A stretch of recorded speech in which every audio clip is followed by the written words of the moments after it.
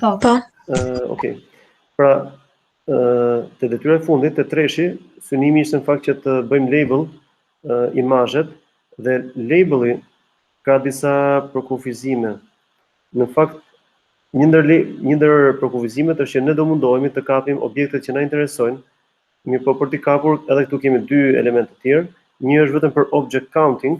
If we want to do object counting, it is enough to draw a square around an object of interest. Okay, so that would be counting. Whenever we find it, we don't care much whether we find the exact area.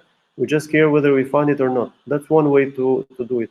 Then secondly, there is also the need not only to find the object, but also to obtain all the possible parameters regarding that object. For example, here we have an example. This is an image which is very low contrast because it is grayscale, and we observe. I hope you can see the mouse. A duket mouse që lëvizën këtu apo? Po, duket. Okay, so if we can zoom in a little further. So if we see this region around here, no, sorry, okay. So if we want to see this specific region around here, we may need to do a labeling using the mouse by drawing the exact contours where this object is. So if you follow the mouse here, it will be the edges all around here. We'll come back again and again, and okay, so we'll have to draw also a line here. And also, we can also have regions which are as small as this one. This also needs labeling around it looks like it's like a spherical object. We can come around here. Here, we may even label this one. So this little region, we may label this one, even though this could be debris. Debris ose mbeturin, maybe it's not an object of interest, but it is good to label because we could have this morphology of the image component across the regions that we may be interested. Now, the labeling around here, this would also mean drawing a carefully round shape all across this region. And this one, so this is a little challenging, this one here, because this looks like a flower, and the region of interest is also this black line extending around these. Now, if we go to the labels, so here there is a patient student who focused too much of his energy into carefully determining. So maybe let's go from here to here. Let's zoom out here for a moment. I think this is enough. So, no, sorry, I wanted to change this way. So you can, if you download those images, which are also shared in the Google Classroom, you can go from, well, sorry, I keep clicking on this one. I should go here.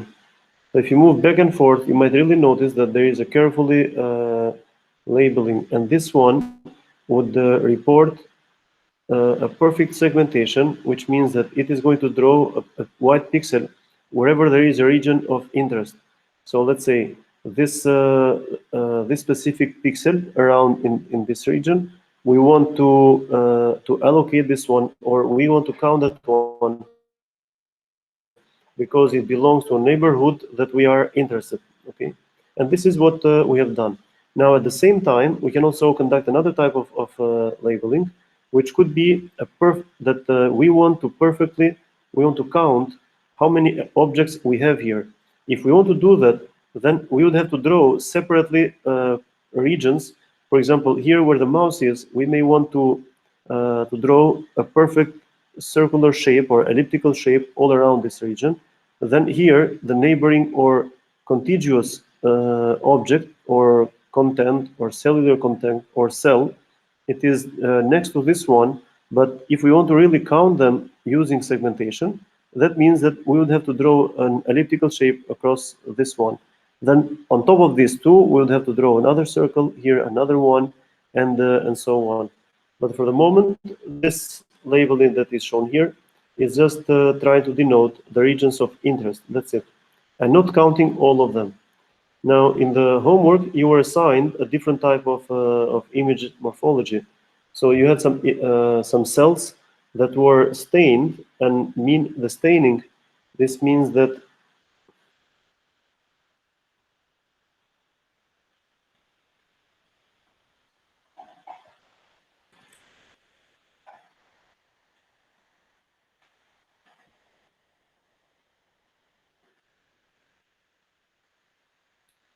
So in homework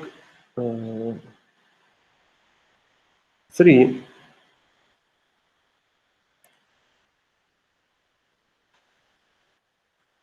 you had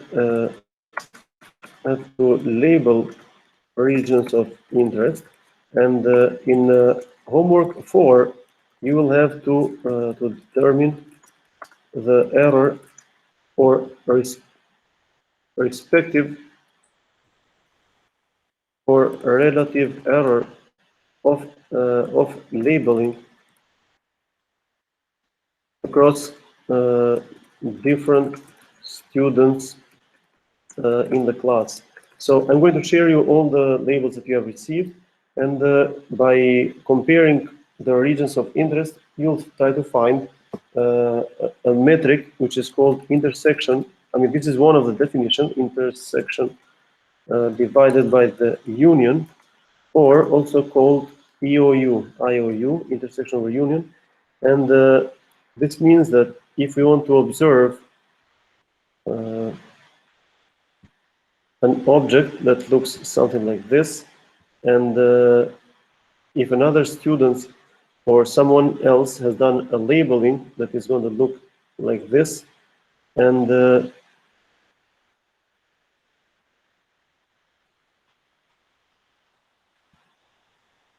then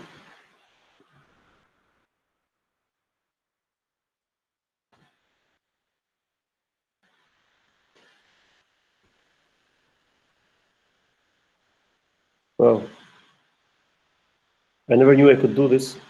This was not intentional, but okay. Anyway, apparently I can take this on the top. Here you go, PowerPoint, whatever version this is, it looks amazing. Oh. Чекаш интересant, in fact, reorder. So if you have much more objects, apparently you can even amaze someone else if you happen to have a similar presentation in the future.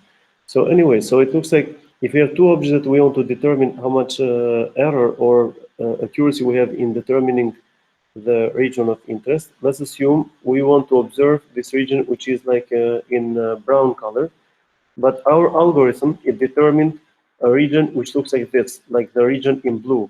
Then the accuracy or the performance is going to be measured by the intersection between these two objects, which probably it might look a little more elegant, or at least, no, sorry. Anyway, most probably. So this would be one region of interest, and this would be the region that our algorithm can determine. And we can also effects.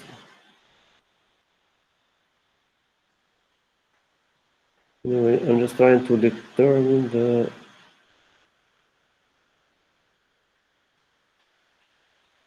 okay.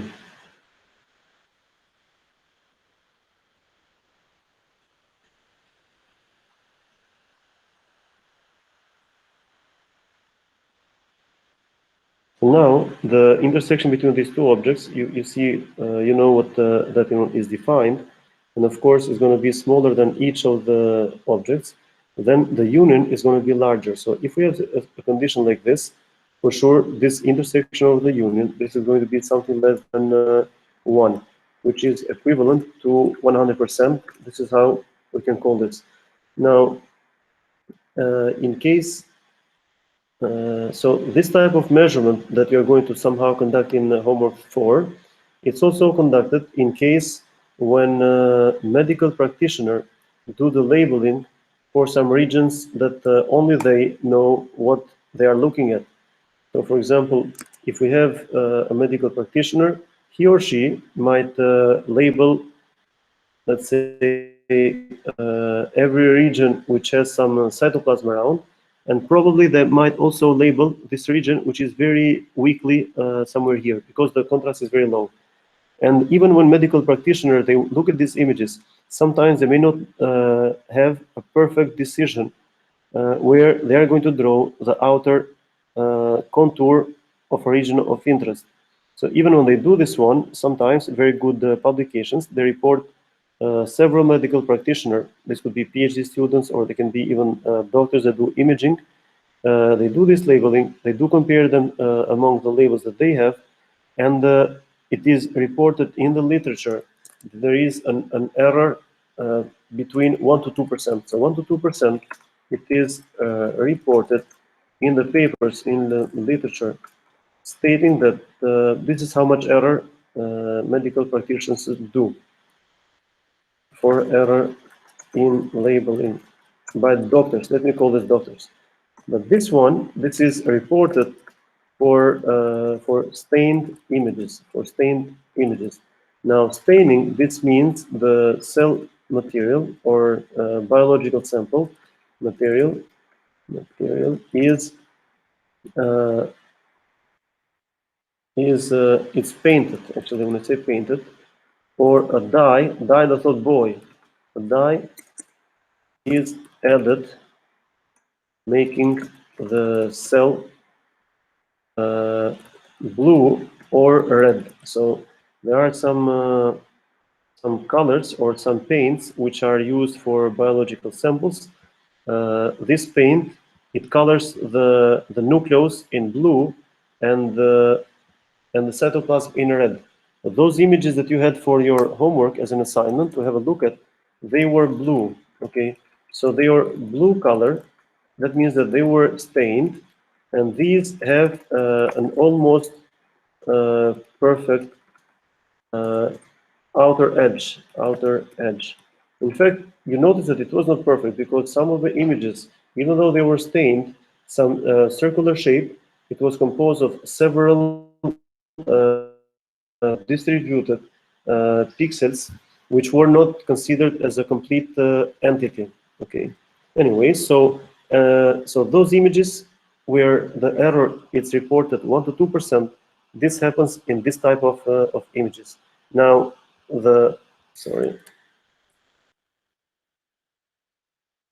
Now the image that I was showing before a while, this one, I doubt that two medical practitioners will get such a small error, because once they get here, which are images that are not stained, it is very difficult to determine where, let's say, I'm trying to find probably some other PowerPoint where I can show you examples of how bad the labeling can be, but probably I cannot find them for the moment. Anyway, so your first exercise, it was on this type of data set, but once it gets unstained, so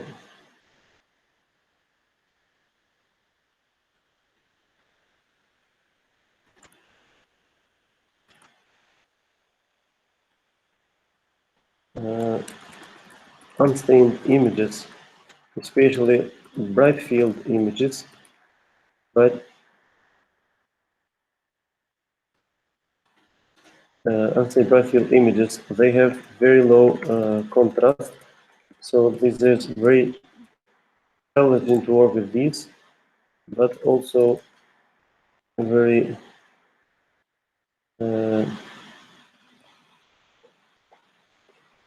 well, to some degree, very good problems to work with. Now, regarding this, this issue of determining regions of interest, we call this segmentation. And segmentation, it is called drawing a closed contour around an object. Okay, it has to be a closed contour because detecting edges is easy, but what is a problem is that as we detect an edge, we have to link the different edges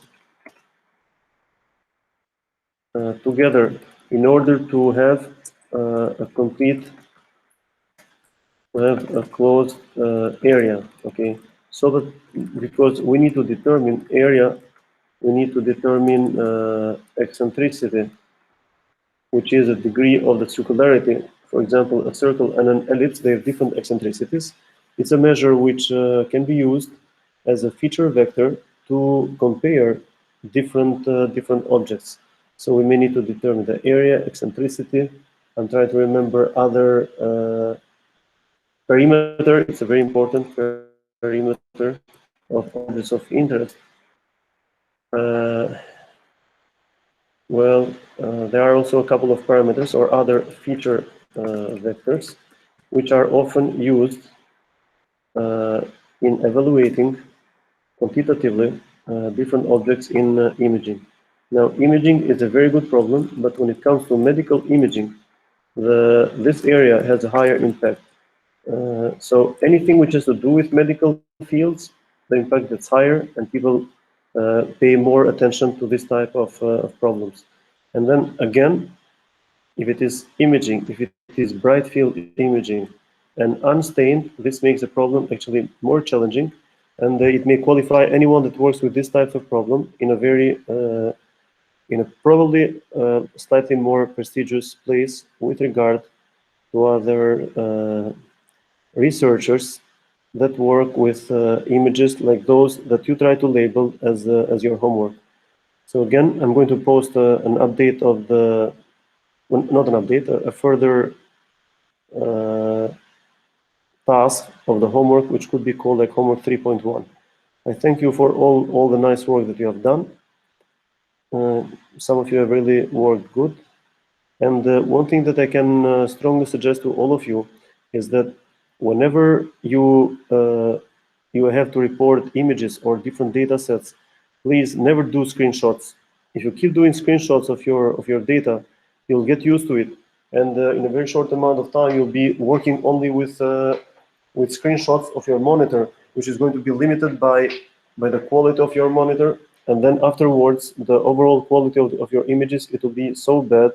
And then when you submit, when you prepare your thesis, you're going to have very low quality images. And probably the jury will say, can you please do this figure again or draw this graph again, because it's very low quality.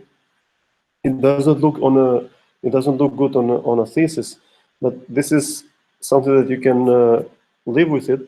But the most terrifying problem is when somebody from a journal or from a conference publication asks you, your paper looks good, but can you fix the figures again? And the figures is the most challenging aspect of any real work, any research work. Of course, the words on a Word document or in a LaTeX, you can always write things down and improve them.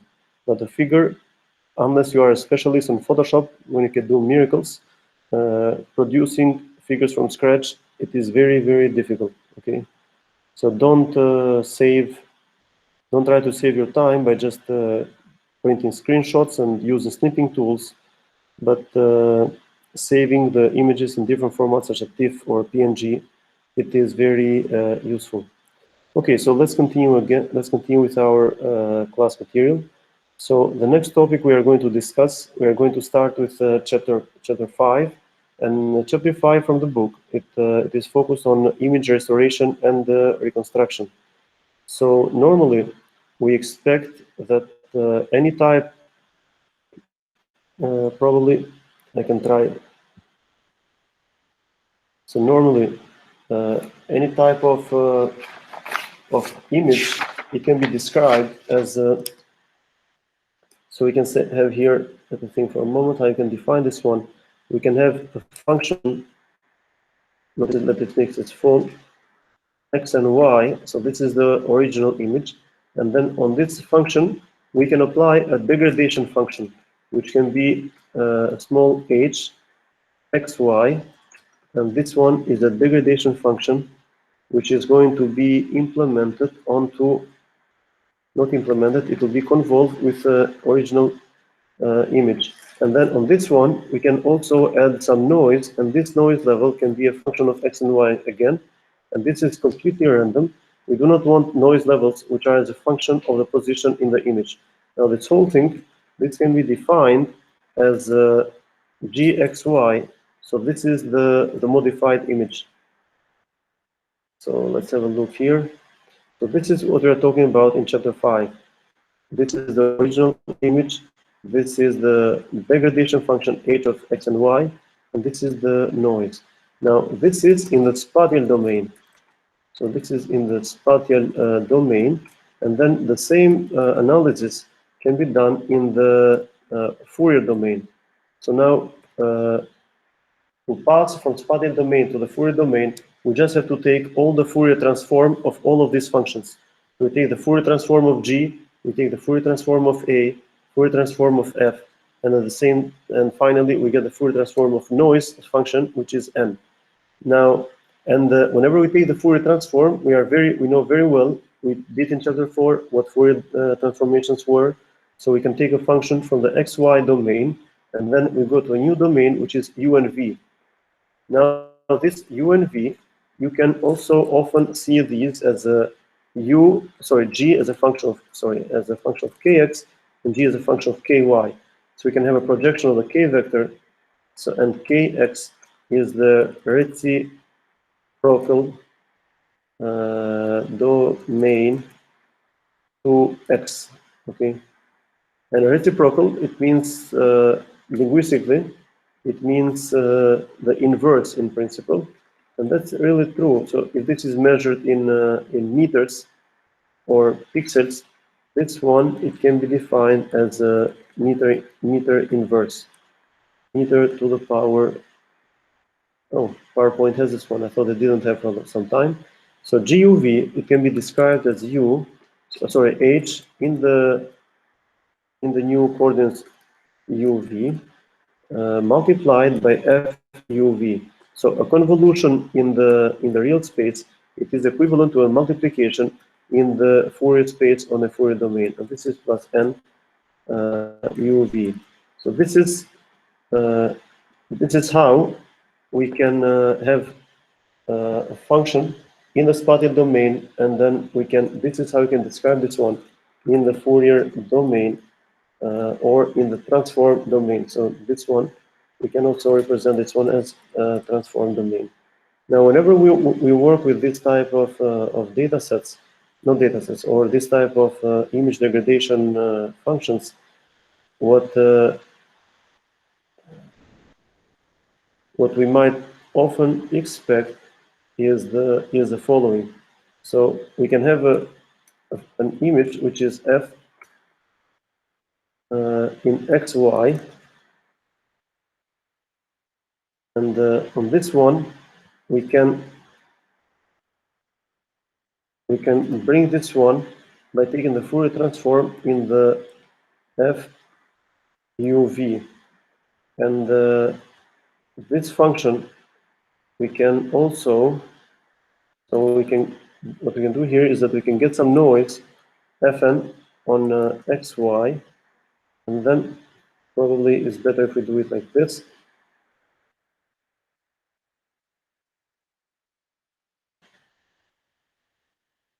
Okay.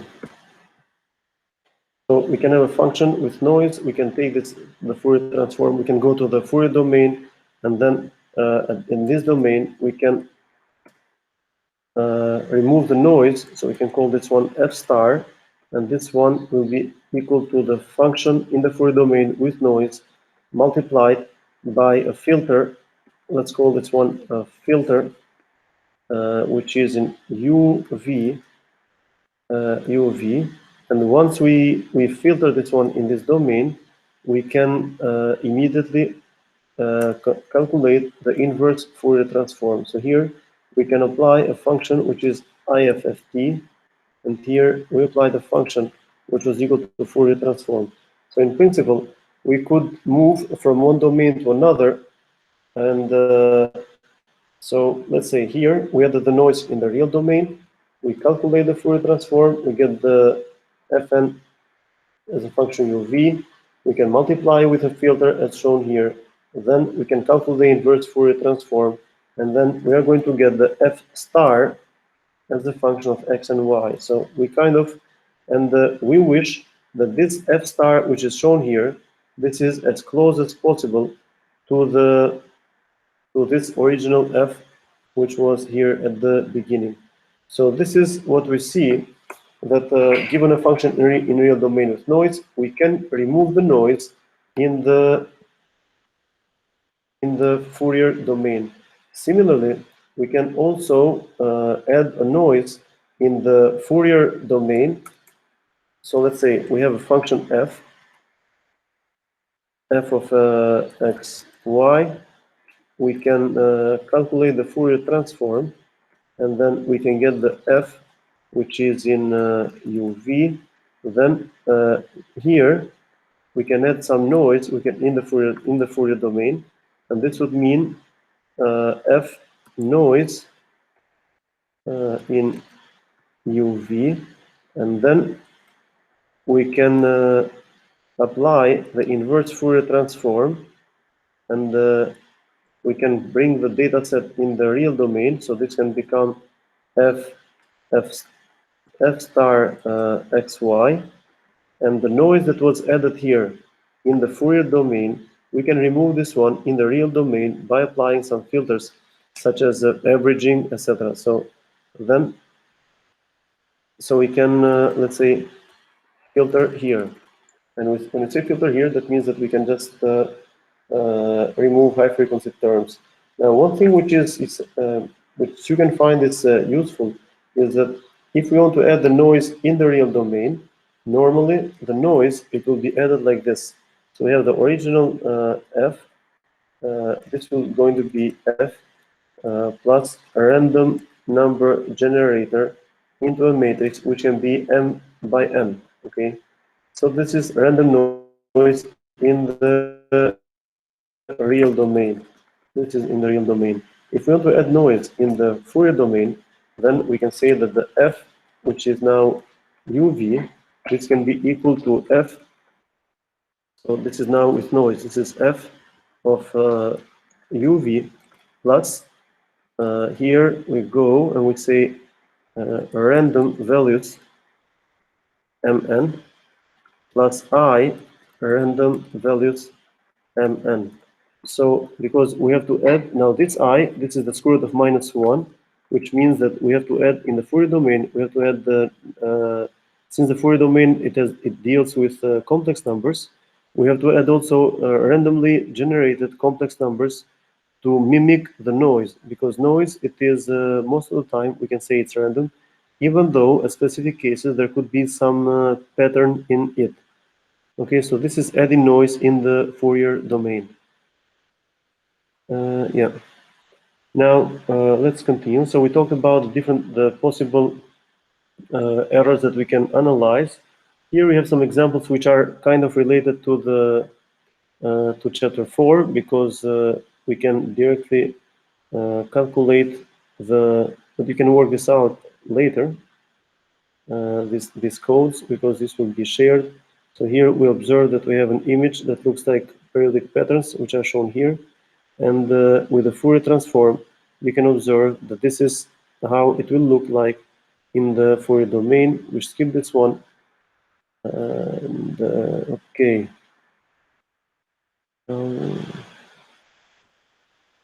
So here we have some views of some filters.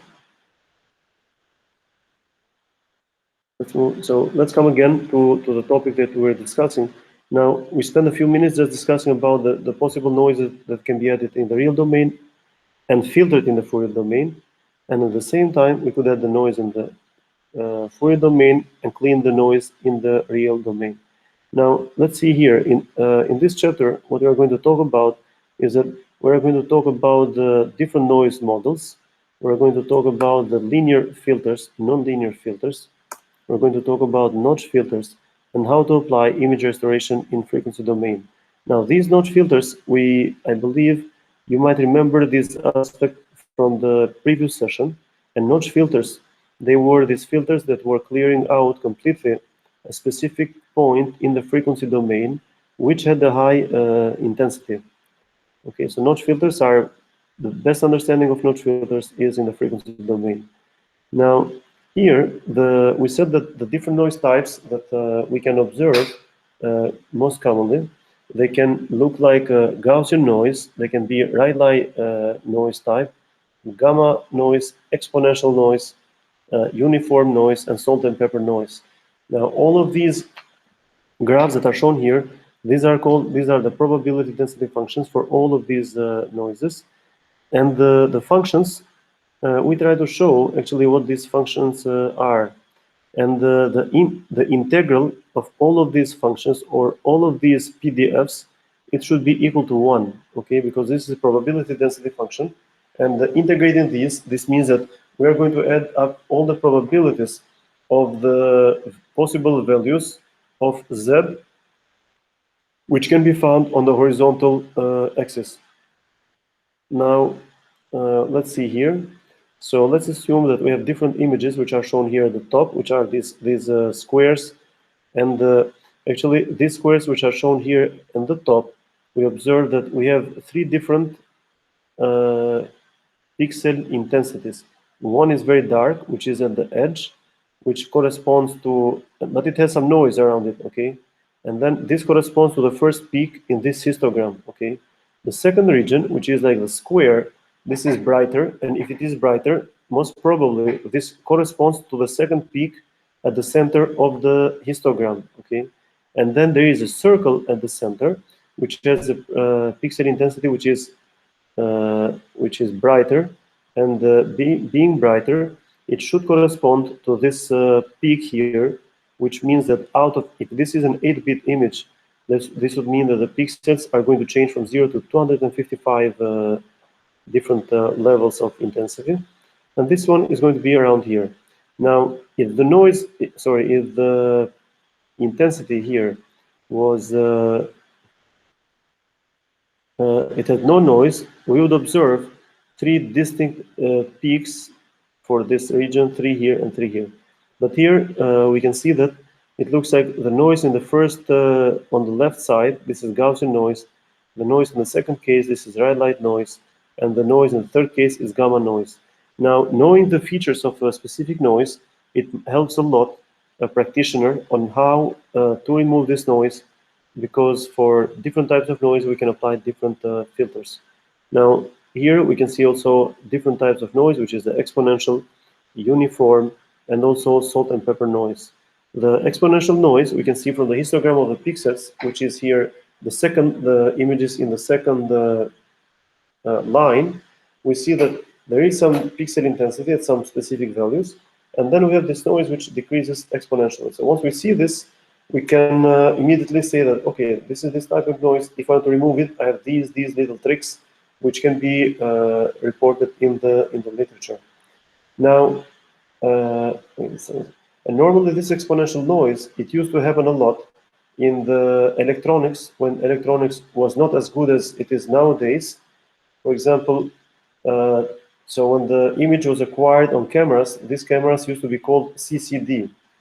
And these CCDs, they operate in with this principle. So a photon drops into a capacitor, then it gets charged. But as it is charged, it also gets discharged as the current flows to the electronics associated to this unit. But then the discharge, it is always an exponentially decreasing function. Okay, so if you remember exponentially decreasing functions, especially when you have done capacitors in a circuit, you know that whenever you have a capacitor and a resistance, you observe a tau, and this tau is it is a time constant, which is going to show how the discharge of a capacitor can happen. Okay, or if you have an RL circuit, a resistance and an inductance, you can also observe a tau, or a time constant, which has units of second, and it is equal to R times L. And this would be the exponential noise. As I said, this was all electronics. And of course, for people that really care about these types of very high precision, or they care about the noise, they are the first ones to notice this one, because they are the people that care. But not many people would really worry that some CCD cameras have an exponentially decreasing function like this. But I know researchers from specific areas that they really have been living with these problems for a few decades, but now they don't have this problem anymore because the electronics has gotten better. Now, the same worry is for anyone who loves basketball. And if you watch in YouTube any video of Allen Iverson, you can see that he was so fast that you really wish that the camera technology was better 2 decades ago, because you'd be lucky enough to see the kind of moves that he used to do. But nowadays, cameras, most probably, they can beat up the fastest person around, and you can pick them well. But people that really love sports a lot, they would really love these electronics or the cameras that we use, the resolutions that we commonly see. They would wish to have this K resolution and fast image processing a couple of decades ago. Let's move again. For example, now removing the noise, it's a little tricky. The easiest way to remove a noise is shown in this slide. For example, we can have a periodic noise as it is shown here. We can take the Fourier transform, and then you can also see that since the periodic noise, it is from the top right side to the bottom left side. That means that when you calculate the Fourier transform, these frequencies will also be found at an angle with respect to the y-axis, and this angle, it is equal to the angle that the lines are bent. Okay, so if these lines were vertical, then we would find those horizontal with horizontal. But if they are bent at an angle, they are really shifted. So this kind of noise is very easy to remove, because you can just multiply with a notch filter right at the brightest spot that they are here. And these examples we covered a lot in the previous sessions. But so this one being the simplest, all the other noise removal, they are much more difficult. Okay, so it doesn't get any simpler than this. But if we come here to these other cases, we can really say that they are challenging. Now here we have some images that intentionally have been added specific noise levels. Here we can see the histograms, and for example, here we can see a circuit which is a picture of a circuit, and these are really small components which are printed by very carefully and high precision and expensive machines, which are called printed circuit boards. And these lines that you see here at the bottom, which are the black lines, are connections where pins, as much as 3 pins per millimeter, can be next to each other, and they should not touch each other. Otherwise, we would have a leakage of the current. Now, this is a circuit board, but whenever we see the circuit board, we care a lot about of precision in those regions, but we can add certain noises. And as we add these noises, probably we take the image, and the image or the data acquisition camera or image acquisition camera, it has some inherent noise in it. We may be interested into removing this. Now, the type of the filters that we can apply in order to remove the noise, we can have two types of general classifications of filters. One can be a mean filter. The other one it can be the order statistics filters. Now, the mean filters, most of the time or sometimes, they are called also linear filters. And linear filters, they are not the best, because they diminish the edge information. But order statistics filters, they are non-linear filters, which means that they can preserve the high frequency terms, and that means that they can preserve the edges. Regarding the mean filters, we can say that we have arithmetic mean filters, geometric, harmonic mean filters, and contraharmonic mean filters. And regarding the order statistics filters, we can have median, min max, midpoint, alpha trimmed mean. Now, regarding the mean filters, we can have, as we said, we have arithmetic, geometric, harmonic, and contraharmonic. The first equation at the top, this is the arithmetic mean.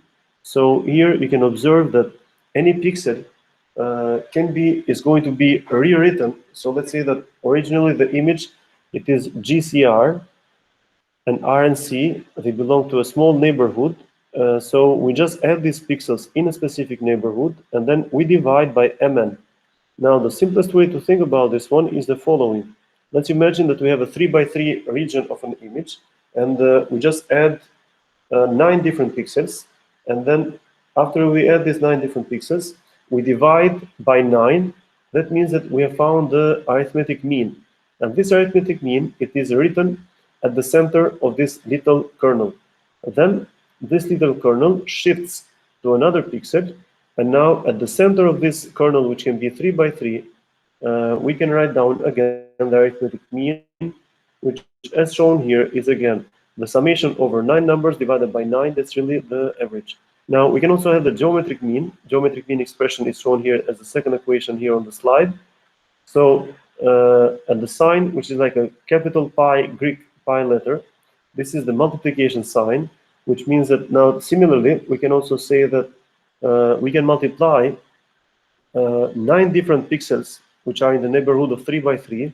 We multiply all of these values, and then we take the square root of, or let's say not the square root, but 1 to the power 1 divided by mn. Mn, if it is 3 by 3, that means that after we multiply 9 numbers, we will take to the power 1 divided by 9. This is geometric mean. It is similar to arithmetic mean, but this loses less information than arithmetic mean, which means that this is slightly better.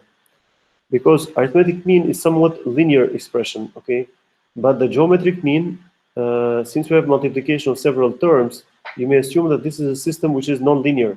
We like nonlinearity because it can preserve, or nonlinearity, what it means is that it might magnify the relative difference between two different values. Okay, so imagine for a moment, you can have on the x-axis, we have numbers from 1 to 10, and then you can describe a function which is linear. Y is equal to 2x. Okay, so what you are doing is that you are magnifying the difference between two subsequent pixels by multiplying with 2. If you describe the function y is equal to 5x, that means that we are magnifying the relative difference between two subsequent values by a factor of 5. So if the difference is 1, now we are making 5.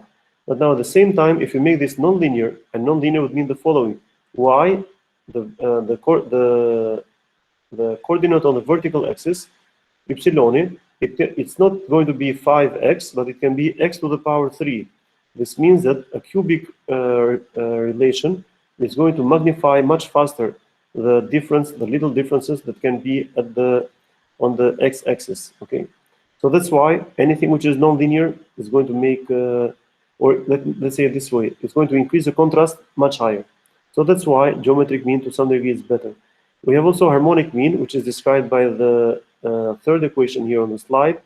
So here we just harmonic mean. This is in this case, if we have a kernel sized 3 by 3, that means m and n would be 3 would be 9, divided by the summation of the inverse of or the summation of the reciprocals of all of the pixels. So imagine if you have 9 pixels, which can be the values of the pixels can be 10, 20, 30, 40, 50, 60, 70, 80, 90. And then the pixel that is going to be written at the center of these values is going to be 1 over 10 plus 1 over 20 plus 1 over 30 plus 1 over 40 plus etc. plus 1 over 90. The summation of all of these terms, it's going to be something like 1 over 20. So it's going to be something 0 0.01, 0 0.1. It's going to be something in the order 0.2. We have 9 divided by 0.2. You have a new value for the new pixel at the center. Then we have the contraharmonic mean, which is this expression shown at the bottom. And there is a coefficient which is called Q. And this Q is called the order of the filter. In case Q is larger than 0, this is going to eliminate pepper noise. If Q is smaller than 0, this can eliminate salt noise. If Q is 0, this becomes like arithmetic mean. When Q is equal to -1, this becomes like the harmonic mean filter. So this contraharmonic, this looks like it's going to do quite a few jobs. But meanwhile, when we talk here about the salt and pepper noise, we did not detail too much. But salt and pepper noise, it is such that the histogram, it is clearly, it has white pixels and dark pixels. So it's going to add, salt is going to add a very bright pixel randomly on the image, and pepper, piperi just easy, is going to add some dark spots. So this is the salt and pepper noise. This is how it looks like. So this means that if we have a contraharmonic filter and Q is larger than 0, we can eliminate the extremely dark pixels. Q is smaller than 0, we can eliminate salt noise, which means that one contraharmonic mean, it cannot remove salt and pepper at the same time, but we have to apply once the same filter for Q larger than 0, and again the similar filter when Q is smaller than 0. Now, there are two things. One is trying to understand the mathematical apparatus, which it is clear, we see these equations. If we are smart enough, we can extract some fundamental information of how this is going to work. So we should always have an expectation of how these filters are going to perform. The most essential element that we have to discuss whenever we do image analysis, and we should state that one of the most important aspects is the high contrast.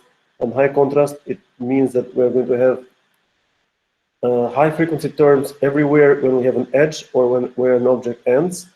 One essential thing that we can say is that we like to have high frequency components in an image because we want high contrast, and high contrast it's made possible mostly by the use of non-linear filters. So non-linear filters are good, linear filters are bad, okay? But sometimes we can play around with linear filters and we can make them useful to some degree. Okay, so the first aspect, it was mathematical tool. That's where you have. Secondly, we have to have some intuition. Thirdly, we need to implement them. Okay, I mean, if we don't implement them, if we just know that something like that exists somewhere, we need to experiment with these.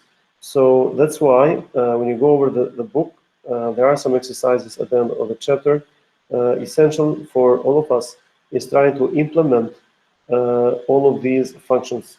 And these functions, they should not stay like black boxes to us. We should understand actually how we write these. Now here we see some images, for example, which are corrupted by different type of noise. So for example, on the right side, on the top right side, we observe an image which is corrupted by salt and pepper noise. So we see that there are some dark spots everywhere and some white spots. Then the second image, the top right image, this is corrupted by salt noise, which means that it has just some randomly, it has some white spots everywhere. The third type, this is the result of filtering A with a counterharmonic filter with a Q factor 1.5, and then we see that at the bottom we can filter the image on the top right side by applying a filter using a Q minus 1.5. Now, if we do,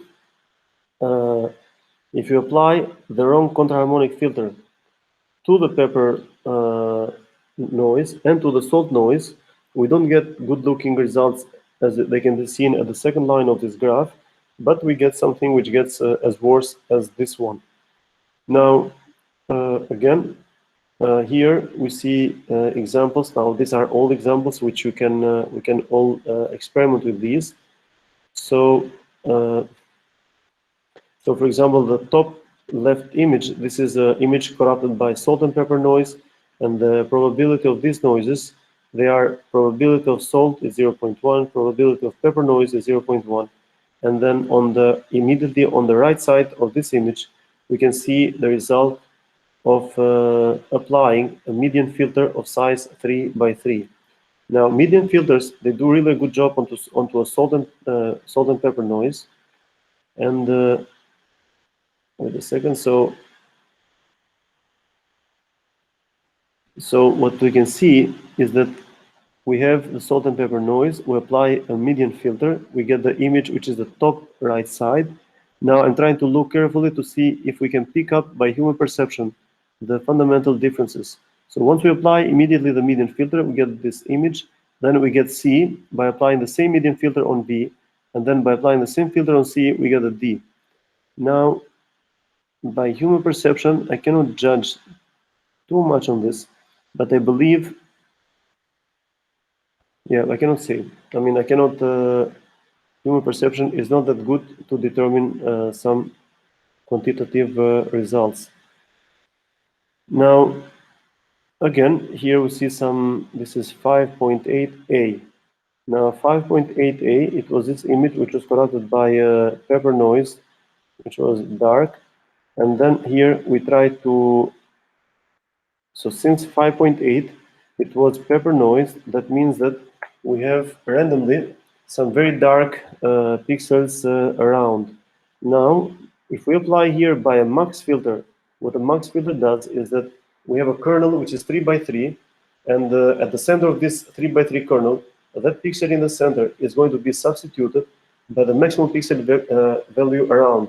And this is happening because the pepper noise, it's a dark pixel right at some region which we might not like it very much.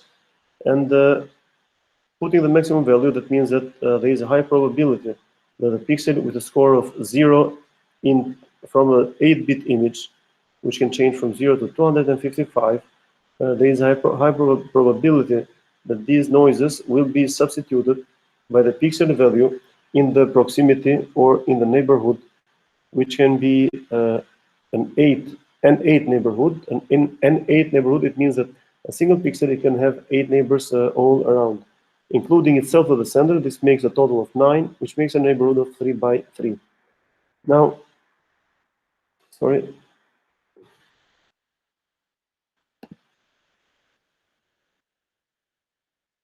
I cannot change the slide. Maybe this is frozen.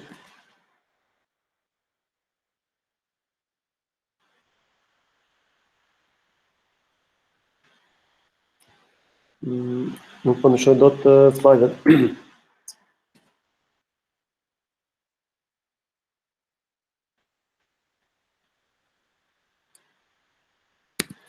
Më falni, a më dëgjoni apo a mund më përgjigjeni pak? Po, po, po. Po. Faleminderit. Më duket se nuk po ndryshoj dot slide-et. Ndoshta në moment kujtohet se mos është shkëputur interneti.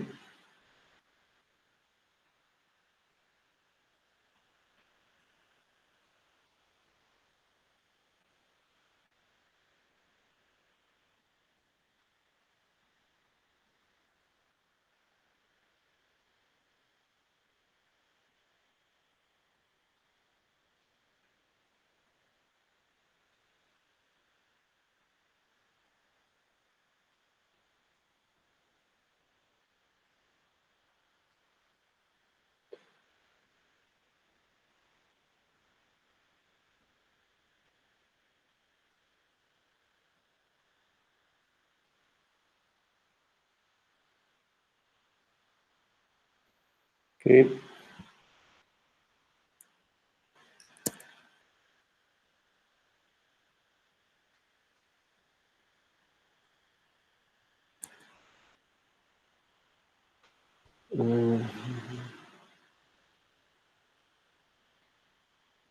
Microsoft PowerPoint not responding.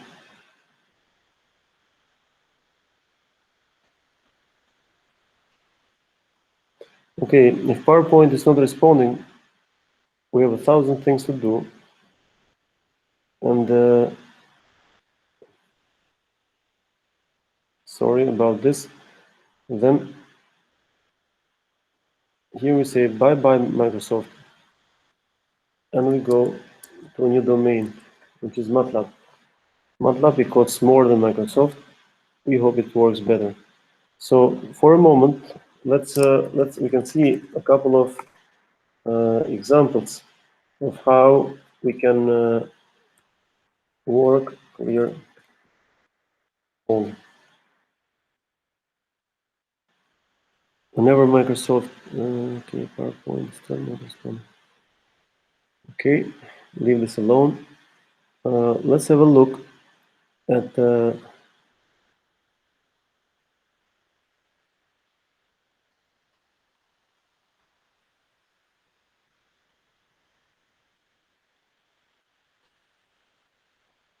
okay. So let's observe. This is a book cover.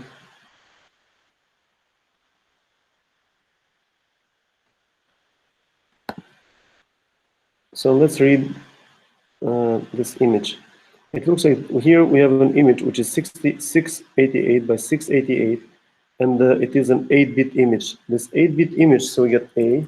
That means that here we have max of the I.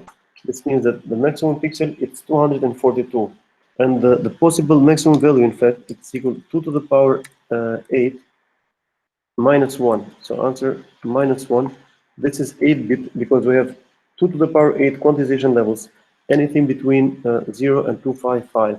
So min of this image I, it's 11, so apparently it's not even pure 0, which is okay. And probably this non-existence of 0, it could be because of the noise. In fact, I'm curious for the moment. Let's assume that we want to read this other, by the way, this image, which was book cover with Gaussian noise. This is image I. Let's see how this looks like. Figure 1, this is how it looks like. Okay. And then we can have the same image, but it's not with no noise. And let's read this one as IMG. This IMG evaluates selection. So this is the image with Gaussian noise. This is the image with no noise. They are both unsigned integer 8. And the IMG, let's see what is max of the IMG. This is 244, 242, which is the same as the previous one. And let's check also what is the minimum value of the IMG. This is 11. The other one had a pixel minimum, which was equal to 12. This is slightly smaller. This means that or we could say, that's interesting. We could say that the sigma or the standard deviation of the noise, it is not that high, okay? Otherwise, this would look slightly different. Actually, if you want to get another feeling of the noise level that we could have is, let's say here, figure 3, let's say imhist of the IMG, which is the histogram of the image without noise, and apparently this is what we observe. Now, similarly, we can say what is the histogram of the image with Gaussian noise. This is 4. Let's see. Let's do it like this. Let's do hold on imhist IMG. So let's plot on top of the histogram of the image with noise. But if we do it, apparently we cannot see much. This is not a good way to do it. It is trying to plot it. Let's try to do the other way around then. But in fact, figure 5, vedere da una tagliașca interesante.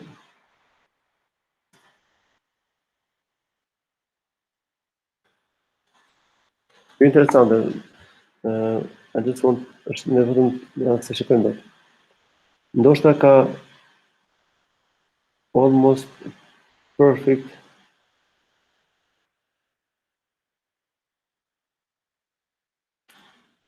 way in Instagram.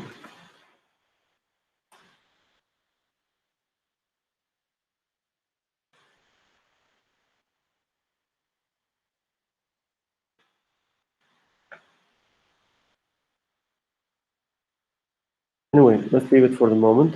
We can do, so we got this image which has some Gaussian noise. We looked at the histogram. We can read the book cover. Wait a second.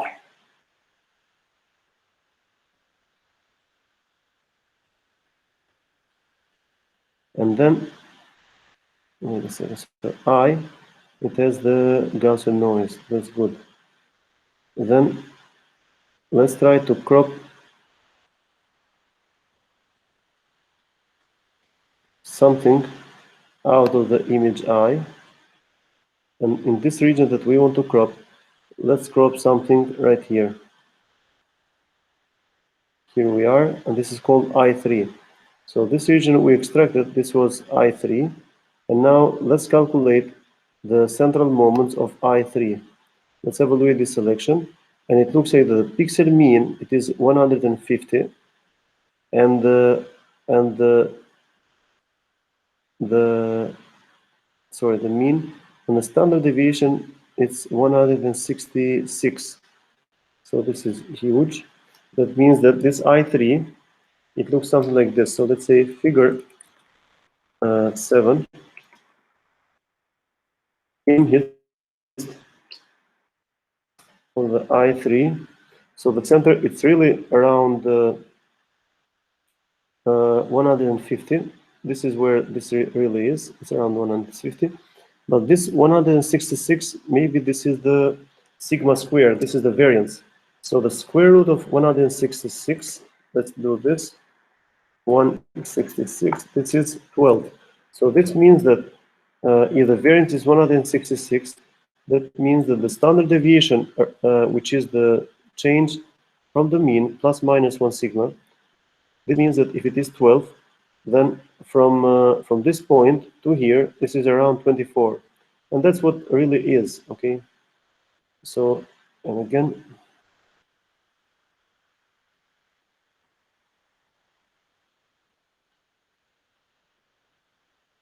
Microsoft PowerPoint, maybe it's better if we close this for a moment. And then, so let's not forget the central moments. This is what they were providing for us. And by the way, since this histogram, it looks pretty much similar. Not similar, symmetric. If it is symmetric, then that means that the skewness is going to be something close to 0. So it might be worth having a look at what are the first 3 moments here. Diff 3, let's evaluate this. No, that's not true. So we got 150, this is a sigma. So let me think, the first one is, so then our qualitative evaluation by human perception is not that good. So here we have 10 to the power 4 millimetri technique. This is the kurtosis. Maybe I have to look again, or we have to look again together, what all of these terms correspond to, but I would expect the third term to be relatively small.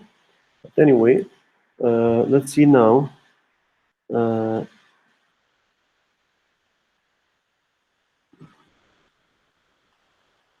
So again, the mean of the noise is approximately 65, depending on the region that we select.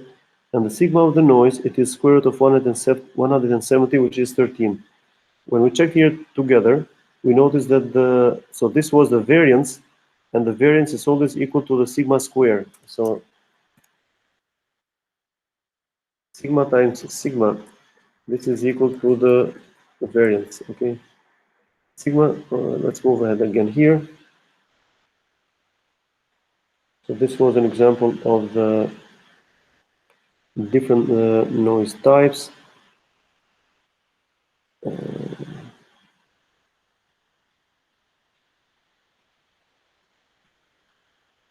And what we can observe here is, for example, let's read a circuit board, evaluate circuit board Gaussian noise. So apparently, and this circuit board with some Gaussian noise, this is what it looks like. Really, there is some noise around, and probably we can also try to read. Let's call this one I, image I. This is going to be equal to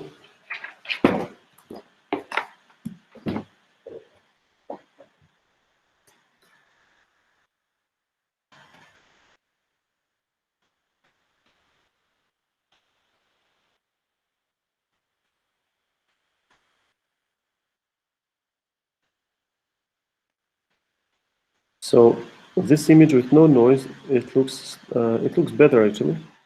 And by the way, it's also larger, so it looks better. So for example, this notes here, we can read some printed information on this board, but here we can not. And by the way, it looks like the I is really larger. Okay, so it's 915 by 948, and so let's see what are the size of M and M. It's 448 by 464, which is okay. And then on this image, we can apply an arithmetic mean filter. Now, if you apply an arithmetic mean filter, let's try to apply an arithmetic mean of I1. So I1, it had the noise, which had the Gaussian noise. And let's implement this one. So image I1 using arithmetic mean filter is this. And then in figure 2, let's see what we observe. Okay, so this is what we see. It's not really a good one, and well, actually it's better than what we had before. Yes, it is. So if this is better than the one that we had before, we can also have a look at what is the difference between these two. So we can say here figure 3, this can be equal to or not equal. We can say in show the image I1 minus I1 A mean.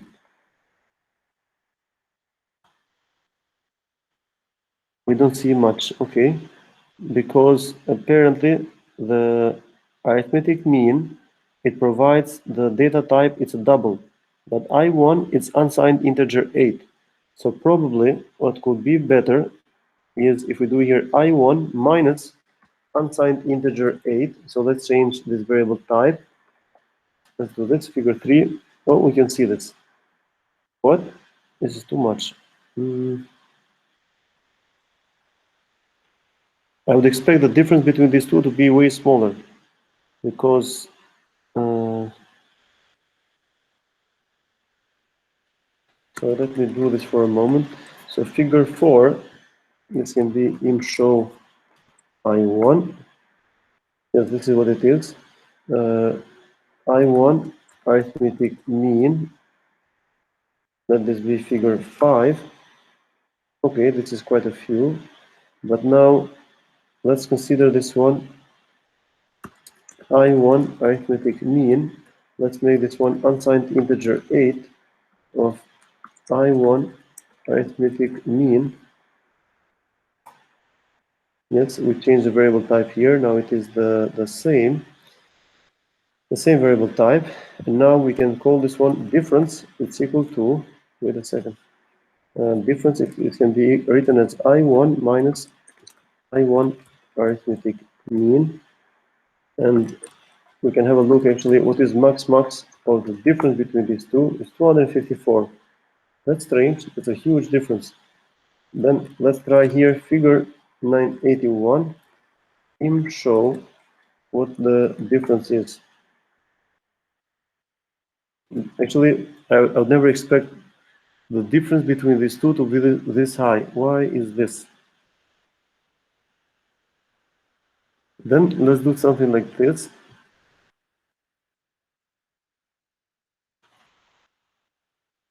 Really, let's take the difference the other way around. Let's call this one diff.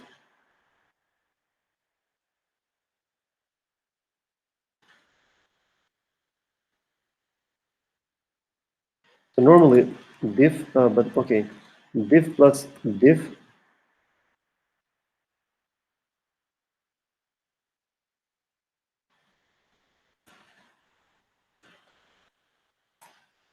Oh, 54.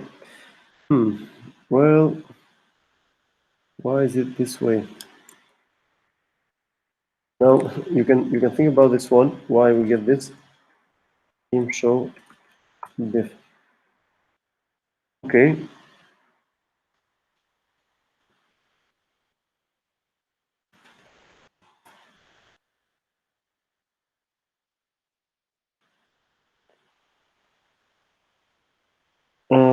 Okay, now I get it. Okay. Tani problemi është këtu që ne kemi dy imazhe që ngjajnë shumë njëra tjetrën, dhe kur i zbresim del po një imazh. Problemi këtu atëherë, okay, now I kind of get it. Kam përshtypjen që kur aplikojmë të arithmetic mean, kjo ka mundësi që outputin vlerë minimale dhe maksimale mund ta ketë nga 0 deri tek 1. Atëherë do më lejoni për mua këtë gjë fakt clear all. And let's read this. Let's also save some space, close all, and let's read this. Evaluate selection. This is the image circuit board with Gaussian noise, and then here we apply an arithmetic mean filter, which is using a box. So this is double, but probably I have to look here what is max of the I1 arithmetic mean. Okay, so the maximum value is 1.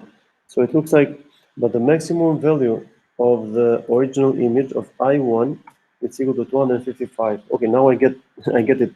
Why the subtraction of these two functions, it gave something which was the same, what's the name? The same image, the same house. So for a moment, let's have a look here, figure 3, in his I1. So this is a pixel distribution from 0 to 250, but then this would be a arithmetic mean. Let's call this one figure 3.1.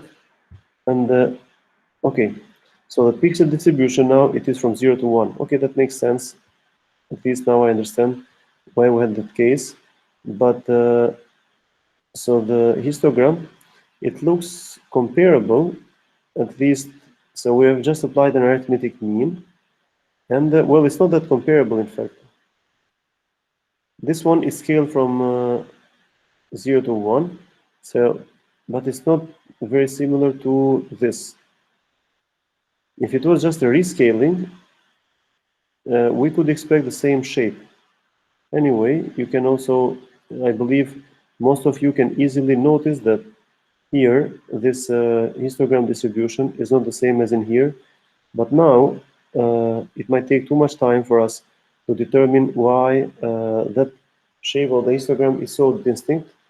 Probably we have to look at the original image and we could conclude into something useful. Maybe we have the arithmetic mean of several regions which, after applying the mean, they are brought down. So this is where the mean is applied. So this means that we have pushed down this peak to lower, darker values, which could be a good thing because it's going to increase the contrast. Similarly, this Gaussian noise that we see here, after applying the filter, and you can see that this is the filter because the coordinates, the pixel values are scaled from 0 to 1, then we can observe that this peak is pushed further to the white pixels. And now actually what we can do, now you can all do this by your own. We can consider here for a moment I2 can be equal to I1, and the variable is still a double, which is okay. I1 arithmetic mean, let's multiply this one by 255, okay? This is I2. Then I2 is a double, but we may want to convert this one into, in fact, if this is a double, uh, let's do this.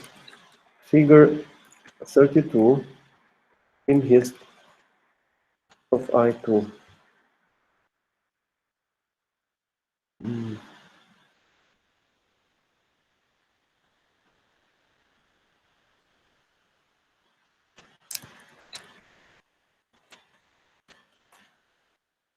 255. This is I2. Let's say I3 is unsigned integer 8 of I2. Figure 3.4. Show I3. Okay.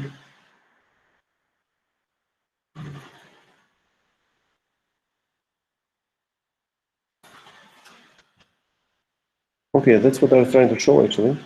So this is the histogram of I times 255. This one I did not understand where I got it, but it looks like this is really, they are scaled both from 0 to 255, and really this difference, it can be seen. So apparently the arithmetic mean, what it's doing is that it's pushing the darker pixels into the darker regions, so it decreasing those, thus increasing the contrast. And similarly, also this region, which is bright, is pushing these to brighter regions, again increasing the contrast. Yeah. Okay, that's good. So we applied these two specific examples.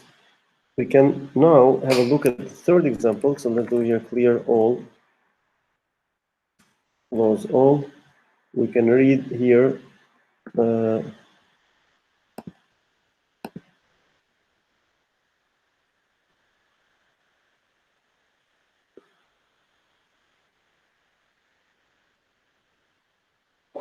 So I, let's see what this I is.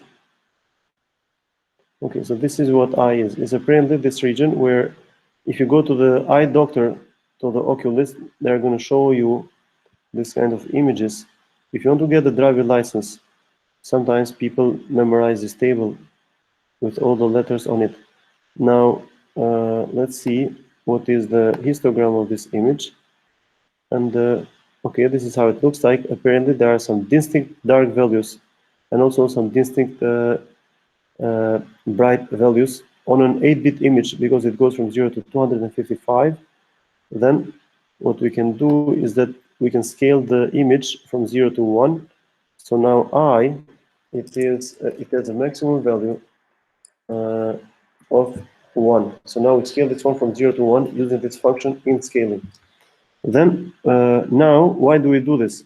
We do this one because we are going to add noise. And let's assume that we want to add some noise with a mean of 0.3 and with a sigma of the noise 0.13. Now, if this is the value of the mean and of the sigma, we can produce a Gaussian noise, which is going to be equal to the mean plus sigma times random values. So this is the noise, okay? And by the way, we have M. What is M? Okay, M and M, apparently we want to evaluate we want to make a noise matrix, which is the same size as the image itself. So that's where we see the noise now. And in fact, if you want to see this noise, let's have the following. Figure 32, im show noise.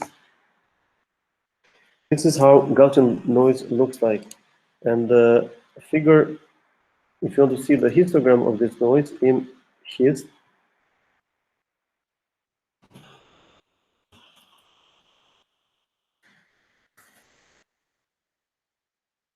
this is really a Gaussian noise. And as we said, this has a mean around 0.3 because this is how we dictated it with S. And the sigma, it is plus minus 13.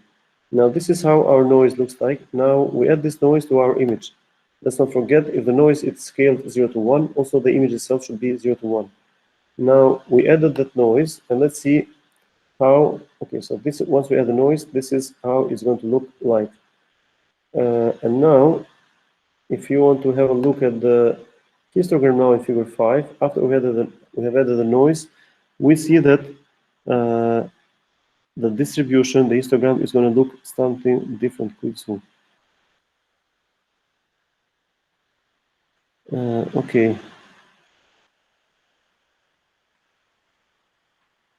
Now we can play around by applying different noise levels. So actually, you can work with these again on your own.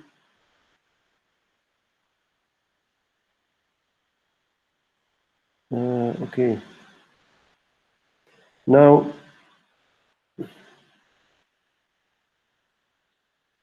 I would now at this part I could stop the discussion, but mostly what this chapter is about is how to obtain a data set. In this case, our data set is in fact a discretely defined two-dimensional data signal, which makes up an image, and we initially corrupt these images with different types of noises. Okay, and once we corrupt this with different types of noises, we try to apply filters in order to remove these noises. Now, the noises that we remove, we apply mainly filters which are like arithmetic mean, geometric mean, harmonic mean, nonlinear filters, which is the median filter. So this is really a very good filter, which we should never forget, which is a filter which we can describe as med field. Med field, not found. Med filter maybe.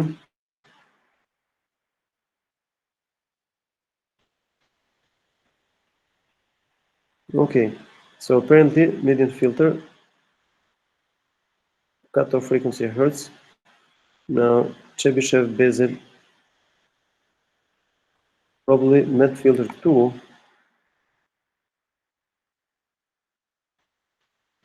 Okay, so yeah, this is for images. It's median filter tool. So apparently this is how you can implement. So this is something that you should never forget. Arithmetic mean and all of these, they are not always the best. But and if you want to implement these, you can always do help on MATLAB or on any other programming language, and you can figure out how this is going to work. In this case, let's copy this example and let's run this right here, and let's see what we obtain. So we read some values, we apply a median filter, and let's see. So figure im show j,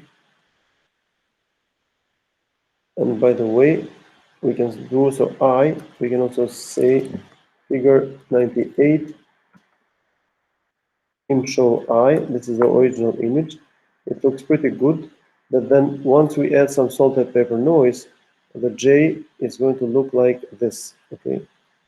And then after applying the filter, the salt and pepper noise has gone, which means that these pixels, which are completely bright and completely dark, they will be gone. So this is how median filter can be implemented. Now, I would let you actually read chapter 5 from the textbook, and if you have any question, we can clarify them again. But at this point,